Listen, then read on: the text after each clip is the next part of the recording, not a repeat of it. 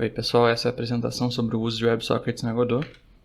Meu nome é Lucas Coelho, eu sou programador e atuo na área de engenharia de software do Gympass. Esses aqui são os meus links relevantes. E então, para começar, eu acho que a coisa mais interessante para a gente entrar em WebSockets é entender o protocolo HTTP que a gente usa no dia a dia. Então, o protocolo HTTP ele funciona a partir de requisições e respostas entre cliente e servidor, onde o cliente ele é basicamente o seu navegador, o seu celular, se você tiver algum aplicativo, que ele vai mandar uma requisição para o servidor, e aí então, a partir dessa requisição que foi para um endpoint específico, né, algum local que você quer, sei lá, um login, ou você busca algum tipo de dados, ele vai mandar uma resposta. O servidor ele não pode mandar nenhuma mensagem para você sem que tenha sido feita uma requisição, e isso é um ponto muito importante, porque com o tempo a gente foi precisando de soluções para resolver esse tipo de problema, e aí então surgiu o long pooling. E o long pooling basicamente ele funciona da seguinte forma: você faz uma requisição inicial, um GET, você manda ela para o servidor mantém essa requisição aberta até ele ter alguma coisa para te enviar. No momento que ele tiver alguma coisa para te enviar, ele vai mandar essa mensagem, né, essa resposta, e aí, na mesma sequência, você vai mandar outro GET automaticamente e o processo se repete num loop. E aí você simula uma conexão aberta que fica o tempo inteiro. É claro que isso tem uns problemas, umas desvantagens, né? Por exemplo, isso deixa uma baixa performance no seu servidor, é muito custoso para ele, é bem intensivo. E uma mensagem só pode ser enviada depois de outra requisição de pool chegar. Então você não pode ficar mandando múltiplas mensagens em sequência, né? Não funciona para aplicações que têm uma frequência de atualização de dados muito grande. E a necessidade de persistência de estado da conexão. Então você tem que pensar que o seu navegador tem que ter ciência de em que parte do fluxo você está, tem que ter um armazenamento local do que está acontecendo, e se você abrir outra aba e isso não estiver bem definido, funcionando bem, você vai ter estados diferentes em cada uma das abas e uma coisa vai afetar a outra comunicação com o servidor. Então, acaba sendo um processo meio trabalhoso e complexo quando a gente pensa em lidar com esse tipo de coisa. E aí surgiu, então, o protocolo WebSockets, que visa lidar com comunicações em tempo real de uma forma bidirecional, ou seja, o servidor pode se comunicar com o cliente e o cliente com o servidor de forma independente, mandando sockets através da web, né? Por isso que o nome WebSockets ele foi feito com foco em navegadores, mas o que não impede hoje em dia da gente usar em aplicativos e em softwares no geral. Então a primeira coisa que acontece é esse aperto de mãos, que é um GET feito inicialmente pelo cliente, e esse GET vai mandar nos headers HTTP uma solicitação para a gente fazer um upgrade para o protocolo WebSockets. Então a partir desse upgrade a conexão passa do protocolo HTTP para o WebSockets. A partir desse momento, como eu ilustrei aqui nesse fluxo, o servidor pode mandar mensagem quando ele quiser, de forma independente do cliente. Essas duas setas aqui representam a comunicação bidirecional, né, que cada um manda para o outro da forma que ele quiser. Então, com isso, a gente tem uma solução para esse tipo de problema. A gente não precisa mais fazer um long pooling, a gente pode simplesmente usar o WebSockets para essa comunicação. Além disso, a comunicação desse protocolo acontece dentro de uma única conexão TCP, então a gente tem a garantia de que os pacotes sempre vão chegar e em ordem. Tudo isso faz com que o WebSocket seja uma ótima solução para comunicação em tempo real, o que consequentemente trouxe um imenso interesse nas pessoas desenvolvedoras de jogos. A gente tem um exemplo aqui de um projeto até relativamente antigo, que é o Browser Quest, um MMORPG 2D da Mozilla. Tem um link aqui, se vocês acessarem depois do slide, para o repositório dele. Ele foi feito inteiramente em HTML5 e JavaScript, com um servidor usando WebSockets. Ele foi meio que uma grande prova de conceito da capacidade dos WebSockets. A gente tem que pensar que os WebSockets abstraem muito do trabalho que a gente ia ter ao mexer com jogos online, principalmente caso o seu servidor ou mesmo o cliente funcione com JavaScript. Como o WebSocket foi inicialmente feito pensando em web, grande parte dos projetos que usam são feitos para navegadores ou mobile, mas isso não é uma regra, você pode ter sua comunicação em qualquer lugar rodando em qualquer sistema operacional usando esse protocolo. E é aqui que a gente chega na implementação da Godot. A Godot providencia uma comunicação clara e objetiva com as features relacionadas aos WebSockets. A gente tem aqui os principais, que é o WebSocket Client, o WebSocket Server e o WebSocket Multiplayer Peer, que basicamente é a classe base desses dois aqui. Esses dois herdam, então, dessa terceira. Você pode usar a Godot para fazer apenas o servidor ou apenas o client, porque ela lida com as duas partes muito bem E é claro, se tratando do servidor e do seu escopo, eu recomendaria usar engines focadas no cliente e talvez uma linguagem como Go para o servidor, porque ela vai lidar muito bem com os servidores e em jogos grandes vai demonstrar uma performance melhor que um servidor feito na Godot. Além disso, você precisa pensar nas integrações com bancos de dados e frameworks gerais que vão ser necessários de acordo com a sua necessidade. No fim da apresentação eu vou mostrar um projeto que eu fiz de exemplo e ele está rodando 24 horas dentro de uma VPS. Tudo foi feito na Godot, tanto o cliente como o servidor. Eles estão tudo no mesmo projeto e mesmo assim, no escopo simples dele, o servidor tem uma performance muito boa. E eu sei que mesmo que eu aumente esse projeto, usando a Godot como servidor vai continuar servindo. Mas é claro que isso varia de cada caso e de projeto. A gente tem algumas outras alternativas para fazer multiplayer na própria Godot, que é a API High Level, o WebRTC, uma API mais low level, por assim dizer, que a gente lidar diretamente com o TCP Server, o DP Server, Packet Peer UDP, Stream Peer TCP e etc. A gente tem bastante soluções para isso. Tem uma seção sobre networking muito boa, então você pode só se guiar por ela e alguns projetos de exemplos que eu linkei no final da apresentação. E cada uma dessas soluções pode ser melhor dependendo do seu caso. A gente não está bem servido aqui em relação à documentação. E esse tipo de coisa, fazer um jogo multiplayer que não é tão complexo quanto foi espalhado durante todo esse tempo, hoje em dia é muito mais simples e é muito fácil qualquer pessoa conseguir desenvolver um projeto assim. Então, como começar? Não existe, é claro, uma implementação universal disso que vai atender todos os jogos, mas tem algumas coisas comuns entre as implementações de jogos online que são agnósticas a qual tipo de tecnologia, engine ou linguagem de programação você usa. A primeira dessas coisas é a gente ter um identificador do nosso pacote que vai ser enviado em cada socket. Normalmente, a gente usa um número inteiro. Então, aqui no exemplo, por exemplo, tem um enumerator, onde update position equivale a 0 e update animation equivale a 1. Então, supondo que isso aqui é um objeto de um pacote, a gente teria aqui um identificador para a gente poder saber no servidor ou no cliente qual é o pacote que foi recebido e trabalhar ele a partir disso. E aqui data, que seria um objeto contendo os dados que estão sendo enviados. Então, por exemplo, a gente pode dizer que ID seja o identificador do peer que mandou isso e position seja aqui o x e o y que vão ser usados no vector do to, no caso, né, para movimentar o jogador.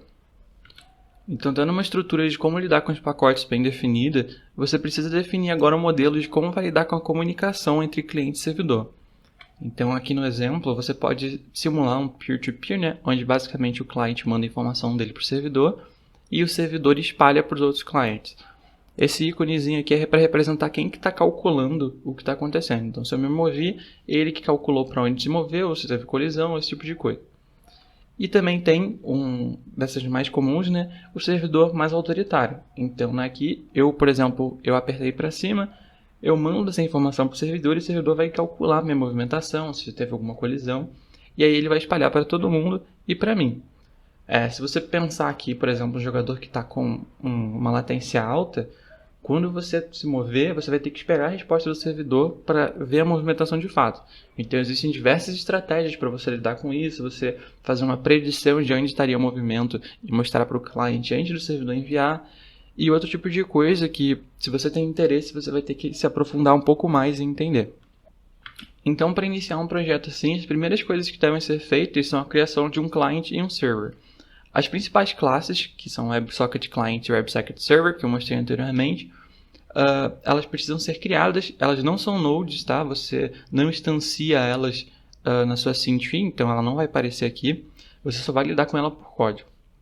Para trabalhar o servidor, ele vai precisar escutar uma porta, então, por exemplo, aqui eu estou passando a porta 9080 e ele vai ouvir essa porta.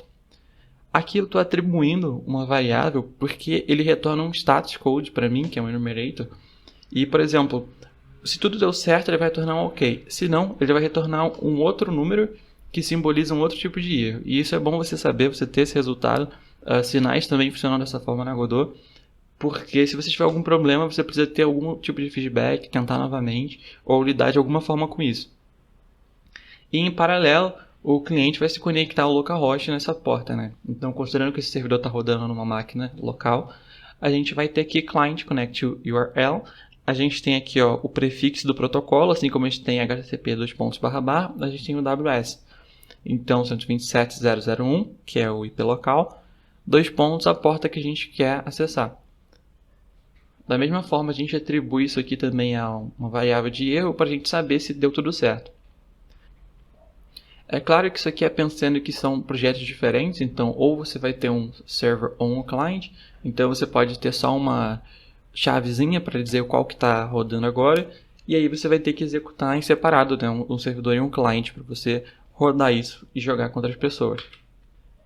Ainda que na parte da Godot a gente tem uns sinais mais relevantes, assim, que você mais vai trabalhar quando usar WebSockets, que são Client Connected, Client Disconnected e Data Received, no caso do servidor. Então, o Client Connected ele retorna aqui o ID do peer. O protocolo não vou entrar em detalhe porque ele é uma coisa que depende de quando você vai se conectar, de um dos parâmetros opcionais que você passa. Então, como eu não vou estar mostrando esse parâmetro, eu não vou entrar em detalhes sobre esse protocolo. Então, eu deixei aqui para dizer que a gente não vai usar essa variável. Então, aqui nesse Client Connected, a gente pode armazenar o ID de quem se conectou em algum lugar e lidar com isso de alguma forma. O client, nesse momento, ele também vai ser avisado que ele conseguiu se conectar. E aqui no Client Disconnected, a gente vai ter o ID novamente da pessoa que saiu. E aqui a gente pode remover essa pessoa de, sei lá, algum array que a gente tem com todos os conectados ou alguma coisa do tipo. Já no lado do client, a gente tem o Connection Established, Connection Error e Data Received. A gente tem outros sinais, tá? Esses aqui são os mais que você vai usar mais, provavelmente.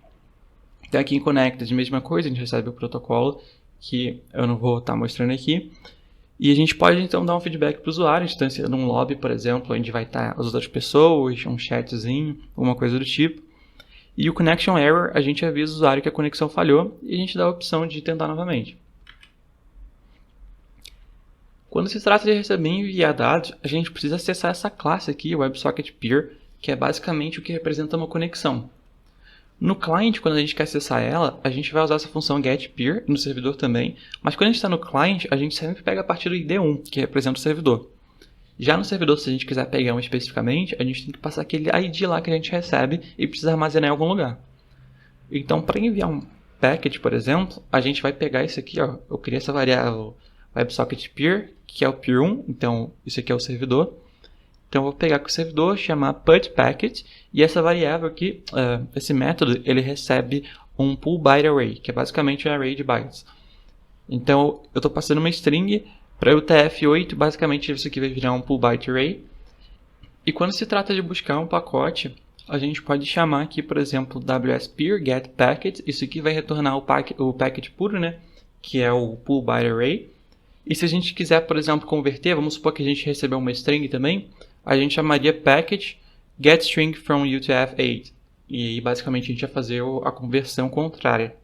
Então, pensando agora naquele último sinal que faltou, que é o Data Received, que tem tanto no client como no server, se a gente vier aqui, os sinais eles trabalham de forma diferente. Se você ver aqui, o client não recebe nada e o servidor recebe um ID, que é um inteiro.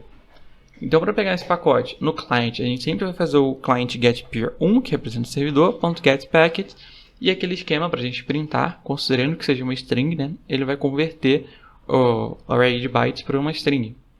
E já no servidor, com a gente recebendo esse ID, a gente vai passar aqui o ID em vez de 1. Isso acontece porque o servidor ele precisa saber com quem que ele está falando, e o client não precisa saber disso porque ele só se comunica diretamente com o servidor. Então, essa que é a diferençazinha aqui no sinal. Quando você for puxar a informação, você vai fazer isso. E é claro que no jogo real você vai trabalhar com dados mais complexos. Então, às vezes, sei lá, você manda um JSON convertido para string e aí você vai ter que fazer o parse dele para poder lidar com os dados recebidos. No projeto que eu vou deixar mais para frente para vocês verem, tem um exemplo de como que eu lidei com isso. E tem outros exemplos de como em outros projetos já lidaram com isso. E aí você pode pegar uma referência de como fazer. Então chegamos no pooling. Pode parecer meio contraditório, já que eu falei que a ideia do WebSockets a gente não precisa mais de pool, mas isso aqui é uma coisa da Godot, não é uma coisa dos WebSockets. Então, isso acontece porque o nosso WebSocket Multiplayer Peer, que é a classe pai do cliente do server, em algum momento da hierarquia dela, ela erra desse packet peer. E esse packet peer é uma abstração meio que genérica, entre aspas, dos peers conectados, que serve tanto para o WebSocket quanto com o WebRTC. Eu não sei se funciona com mais alguma alternativa de multiplayer na Godot, então não posso confirmar isso. Mas ela que é responsável por esse pool. Ela precisa desse pool porque a Godot não trabalha com eventos igual o WebSocket. Então a gente chama essa função que ela vai esperar até 1 segundo para receber um evento de networking. Então, se a gente está chamando aqui no Process o tempo inteiro, a gente está sempre olhando para ter um evento. É claro que no jogo real, você não vai chamar isso sempre. Você vai ter que estar conectado para você começar a chamar o pool. Porque você não vai fazer pool de um cliente que está desconectado. E da mesma forma, se você desconectar, é interessante que você continue fazendo pool até o momento que a desconexão ocorrer. Que aí você vai ter uma conexão limpa e que pode evitar qualquer problema. No geral, é uma forma mais segura de fazer. Então aqui, como exemplo que eu mencionei antes, eu tenho um projeto que eu fiz, que eu chamei de King of Parties. A motivação por trás dele é que eu queria fazer ele para trazer nessa apresentação. E como era meu aniversário num dos dias que eu estava mexendo, eu levei mais ou menos umas de 6 a 8 horas para fazer esse projeto. Eu decidi fazer um jogo onde uma pessoa é o rei da festa, que seria o aniversariante, e ele tem que matar os convidados que estão lá. Então é um conceito bem simplesinho, tem aqui um vídeo para vocês verem. Ready, go!